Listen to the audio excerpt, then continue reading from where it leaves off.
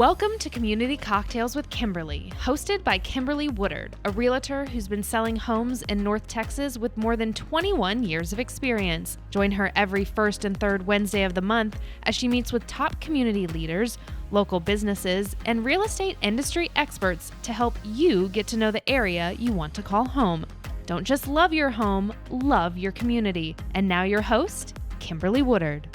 Welcome, viewers, to this episode of Community Cocktails with Kimberly. We have such a treat on this episode. It is October, and guess what? I have a medium here. Jennie is here, and she is a medium here in the Dallas area. Welcome. Thank you. Thank you for having me. Yes, and I guess we have some studio audience. Oh, you do. Oh, you do. So it is a big treat for all of us. Yes, I love it. Well, let's talk about you and how did you get into this profession? Right. So it's not a typical profession. So when I was younger, I was 7. I had a knotty pine door. Okay. And a knot was a face. Oh. And I thought, I finally have an imaginary friend. Yeah. All my friends had imaginary friends. I have an imaginary friend. Right. The door's going to talk to me. Yeah. And every night it would tell me to kiss my great-grandfather, like, goodnight. And I'm like, okay, well, I grew up Italian Catholic. Yeah. Super close. We saw each other 4 times a week. Too much. We're all in each other's business. But at that time we had just moved and I was thinking, I haven't seen him in a while. Okay, so maybe I need to. But like every night I waited for the face and every night it told me the same thing, but I wasn't afraid of it. Go kiss your great-grandfather, go kiss. I didn't understand what was happening. Finally I went to my mom. Why haven't I seen it? I called him GGP, great-grandpa. Right. Why haven't I seen great-grandpa? Right. Then nothing. She's like, we moved, we're busy. So I went to my grandma and she said, okay, I'll take you to see him. Okay, great, we're gonna go see him. Every night the face would tell me go see him. So we go to see him. He had had a stroke and had an inoperable brain tumor and was in the hospital and they wouldn't let me see him till discharge day. And back then my family didn't let us go to funerals. You didn't see people in hospitals. So I'll never forget, they geared me up. They're like, he can't talk. He's not gonna know who you are. You're gonna smile and tell him about your day. I'm 7, I'm in 2nd grade. Right, yeah. Just smile and spend time with him. Right. When I walked in, he started crying. He knew who I was. I have chills. I'm like, my mom left the room. It was this whole thing. I only remember bits and pieces because I was so young and I didn't know what was happening. Right. He died that night. I never saw the face again. The door was gone. The woman in the door was gone. How crazy is that, right? I'm 7. I have no idea what's happening. Never told my mom. I just said I had an imaginary friend, yada, yada. Fast forward, I'm 12. I played soccer. I'm on the soccer bus. We're on the way to a soccer game. I always get motion sick. So I have my eyes closed. Everything's fine. My friend Sarah's like, okay, you don't get motion sick. You'll be fine. Close my eyes. In my vision, we're all in a circle on the soccer field and the ambulance is coming on the field. I'm not in the circle. Kimberly, I was losing my mind. I'm like, why am I not in the circle? Yeah. Am I in the middle of the circle? Right. I tried to forget it. I tell my friend Sarah, she said, you're overreacting. You're so dramatic. Anyway, the game goes on. Yep. 4th quarter, I go to the bathroom. I never go to the bathroom. I come back. Christy had broke her ankle and the ambulance was on the field and everyone was in a circle. And that's why I wasn't in the circle. Oh, no. So at that point, I'm like, is this like Final Destination? Why would I see that? That's so crazy. From there on out, it was weird. I would get bits and pieces. And I always went back to that face on the door, but never thought medium, like I could talk to dead people. Right. It was like, oh, maybe I can see the future. Yeah. Kind of didn't do much with it for a while. This sounds horrible, but so I told my mom, hey, I think I'm special, but my mom was also special. And so she gave us a Ouija board. Oh, yes, I remember those. I remember those days. So she thought it would scare us. It Yes. didn't. We lost a friend in 6th grade to leukemia, and she came through every time and gave us messages for her mom. Oh, wow. Like, we Catholic, right? We would pray the Bible before. yes. We'd ask for positive. So my thing on Ouija is, if you're positive, you pull positive. If you're negative, you pull negative. Okay. We were always asking for that. I'm telling you, she came through on her mom's birthday. It was crazy. I have chills right now. Oh, wow. So we always talked about this, but I didn't realize it was me. I thought it was just all of us and our energy together. Fast forward, early 20s, started getting visits, started knowing things I shouldn't know. I'm like, oh my God. And then seeing people 3-dimensionally, like your studio audience, and saying, I don't know. And then again, Catholics started praying. Yeah. If I'm supposed to have it, show me what to do with it. Right. So I choose mine for healing and closure. Oh. I feel like people come to me and want a reading for healing and closure. Yes. Or if I stop somebody on the street or in a bar, Right.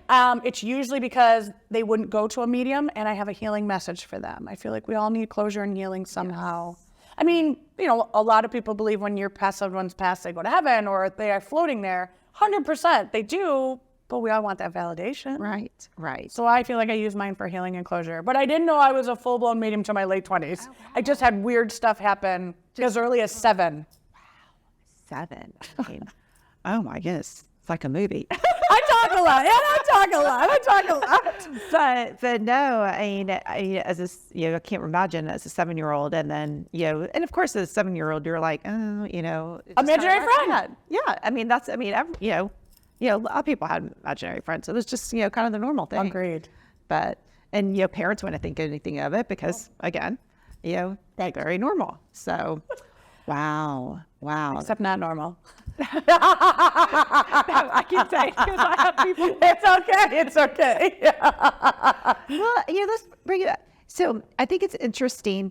You bring the point that people use you for closure, you know, healing and closure. Because a lot of people do, maybe a person that passed on, they were in a rift, you weren't speaking, or maybe they, you know, just there was tension, or maybe they just didn't get the chance to, you know, see them before they, you know, they feel like, you know, this does help them for that closure, which I think is remarkable. The big one now is COVID. Okay. So a lot of people didn't get to say goodbye as people were passing in the hospital. Okay. Because they weren't allowed in the room.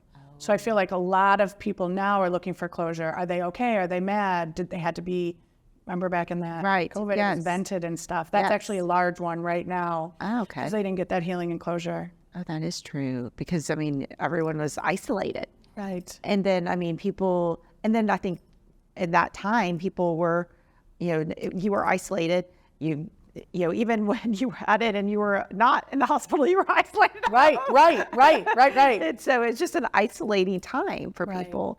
And, you know, people were able to, you know, see, even if they had someone that was dealing with the illness and maybe they didn't, you know, pass the COVID, but just passed, and they weren't able to travel. Right. 100%. A lot of closure involved in that time frame. Wow. So let's kind of go to maybe something that you, maybe a client you had, or something that just was that one that really, you always have that one that, or a few that really stand out that you're like, I'll never forget this. Yes. I have a bunch, I think. And then when you ask me, I'm like, oh my God, I don't remember. Honestly, today I had a crazy one before I came. Okay. She's a regular, and her dad has been ill and in the nursing home for a while. Oh. And you know, I know you don't know, but for some reason I have this gift also to help with closure and healing for both. Okay. For the soul that's getting ready to pass, as well as the soul that's here. So I can connect both of them. Sometimes I can talk to people who are still alive, but they're on their way out. Okay. You know, we've all heard of those stories, like, you know, my mom saw somebody in the corner right before she left, or she reached. Right, yes. Because they're actually seeing, I have chills, they're actually seeing the other side. So this man this morning, I've talked to him several times. He showed up at my house 3-dimensionally and was petting my dog. And my dog was barking and freaking out. I could feel there was a man. I do not like to see them 3-dimensionally. Right. He was like, I'm here, and pet my dog on the head, and then said, look, I brought my own dog. I called her the next minute. It was her turn for her phone reading. And I described exactly what he was wearing. And she was very emotional because she's like, that's what he wore to work every single day. Oh, wow. But he's still alive. But he was in my house 3-dimensionally petting my dog and brought his dog to say I'm going to be reconnected with my dog. So he's on his last days. I can't see death though, but that made her feel good that when he goes to heaven, he'll be with his dog. And he will be not what he looks like in the nursing home right now, because he hasn't dressed like that, she said, in years, because he's been ill. Down to his brown boots. Oh, that's it was crazy. That is crazy. That was just this morning before I came here. Wow. Oh. But what healing for both souls. So he's saying, I'm here so that she knows I'll be okay. Okay. Yes. And she's saying, I need to know, is he going to pass soon? Is he going to be okay? And he said, yes. Oh. And I think that is, I think, you know, when someone's going through that process, both, you know, it's good to know, okay, are they going to be okay? 100%. You know, are they, you know, you hope that they're going to be reunited. I know, you know, I remember, you know, just my grandparents, and when my grandfather, you know, passed, you know, we knew that he was going to, my grandmother was waiting for him. See? You know? Yes. And so it's those kind of things that you want to know that, you know, and just have that, you know, vision. 100%. Exactly. Wow. Exactly. Oh my. Oh, I like it. I was too when the dog started freaking out and I could feel somebody in the house. You know, I checked everything and then I three-dimensionally, like you sitting here, he was petting my dog. He said, look at mine. I brought mine. Oh, wow. Crazy. That is crazy. I mean, it's never a dull moment. I'm like, oh. It's never a dull moment. She's got a lot. Her house is full, I guess. So. Well, I try to keep it clean, right? Because I have my kids too. So I have to make sure that no souls or energy or entity, whatever you want to call them, stay. No ghosts stay. Because we have our own energy and I can't. You can't deal with that. No.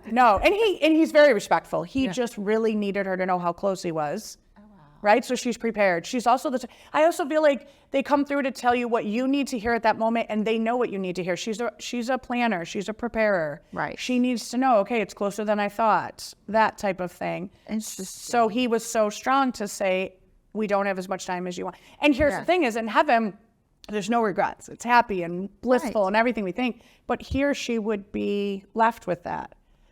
Is he okay? Is he going to make it okay? How close is he? Did I not spend enough time? So now she knows he's very close. She can go spend whatever time she wants with him, say what she needs to. Right. Because he's saying, I am on my way out. I'm giving you a heads up. God. Oh, yes. Well, I mean, and that's very nice that you know, okay, I do want to spend, you know, these last, you know, hours, days, whatever, there because, you know, try and do, I mean, and I think people will go, you know, to the point where, you know, maybe people feel like they didn't get to say what they were wanting to say to that person. And then all of a sudden something happens and then, you know, they're left devastated. This is a way that they can heal themselves or, you know, feel that they've healed. Agreed. And, you know, and feel that connection. Agreed. So let's talk about your most crazy story. I mean, there's a bunch. I have one that sticks out, and I mean this in the most sincere, emotional, empathetic way. Right. She is such a very sweet soul. But on our very first phone call together,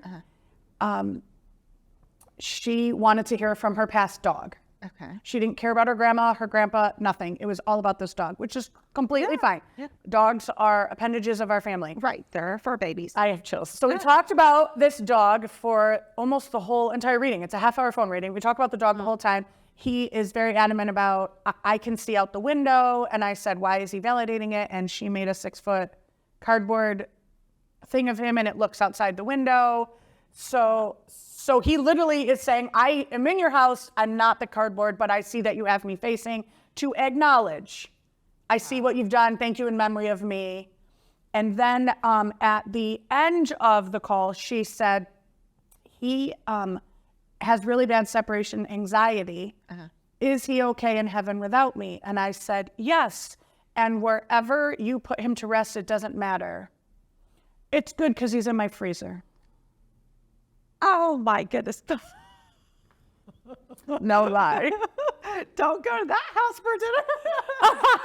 So I always picture my grandma, we had ice cream cakes. Could you imagine moving the dog and saying, hold on, let me get the ice cream cake for, I'm sorry, it's horrible. So the worst part is, I didn't ask her what type of breed it was because I didn't know what to say at that moment. So I went home and asked my husband, this is horrible and please forgive me. I said, is it a German Shepherd and it's a deep freeze? Or is it a Chihuahua and it's just like tucked in the corner of the freezer? Right. So I never thought I'd talk to her again, but I did. And she reached back out. It's about 12 pounds. It's not bad. I don't know what to say. I feel so bad. But this is one of those things where she's struggling here and needs that healing and closure because dogs are souls. They are. So she just needs to know that this soul is okay in heaven. But mentally, her subconscious says, I need that. I miss that. It's that validation. She needs to like bury him. But I know some people do stuff them. He's in her freezer. Oh, yeah. He needs to go. 4 years. And she's moved. So she moved from one freezer to the other freezer. Oh, wow. Okay. Yeah, that I'm trying to heal her. I'm trying. Yes. Because she is the sweetest soul. Yes, she needs, yes. The dog is fine. Let's take his poor body and like go do. I don't know what to say. Oh, now you asked here first. It's the only time I've ever said it on anything that was recorded. Oh my. I don't know that anything could top that.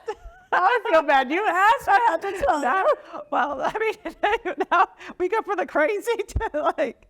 So don't worry, Dad's okay now. Oh goodness. Oh, okay. Well, you heard that one here first about the lady who still has her dog in her freezer. So Yes. wow. That's all I can say. So let's talk about. We talked about crazy. Talked about the healing. And, let's, kind of circle to maybe that story where it was just that more, I'm sure you have like family and that more emotional where it was something that they all needed the healing. I like the healing that you use this as a healing mechanism a lot because from what you're telling me of these people, it has been a healing for them. I have this wonderful couple out in Washington State, and they have adopted 7 children. Okay. 1 drowned. Oh. I have chills right now. I believe she was 4, and they weren't home. They had left, I think it was a nanny and somebody like that. Accidental, total freak accident. Right.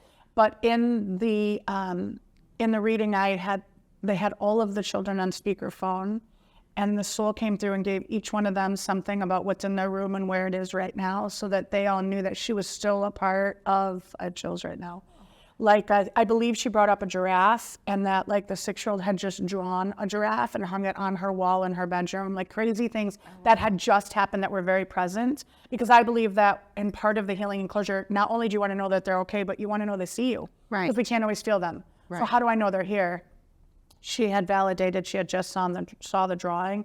And then I believe that there was something about a medal, and somebody had just won like first place in the spelling bee for the other things that had just happened like yesterday or the week before, so that all the kids could know.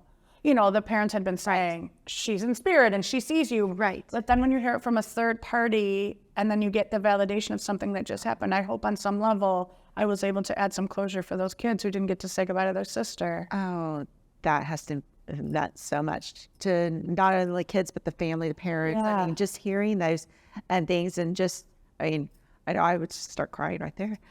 Yeah, it's very emotional, but I also feel like when I heal other people, I'm healing myself.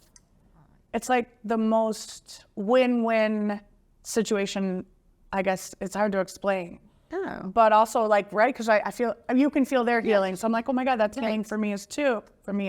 Right. That's healing for me too. Yes. At this, I don't know, it's hard to explain, but like when the same thing. I mean, when I'm, in my business, it's a little different. I'm connecting, but people, it's a stressful process. Yeah. It's like, am I ever going to find that property? And I'm always telling them it's going to happen. You never know when it is. But once it all happens and seeing that, seeing their faces, or when, someone comes in a home and like you can see their face and you can see how excited they are that this is that. It's like, oh, you're excited. Yeah. You're excited in your job. You're excited for them that, this brought, happiness for them to hear this news. And you're telling them to be intuitive. I love it. Yeah. Your gut will tell you 100%. Love that you tell them that. It does. And I tell people, I did that in my own house. I walked in the house, walked in the front door, looked at my son. We both looked at each other. We're like, this is the house. I called my husband. I said, I'm going to be buying us this house. He's like, oh, right. And so I was like, would you like to see what I'm about to do? So it does. It's the feeling. So, oh, goodness. Well, viewers, you guys may want to get some healing and closure. So we're going to have Jennie's information here on the podcast, how you can connect with her.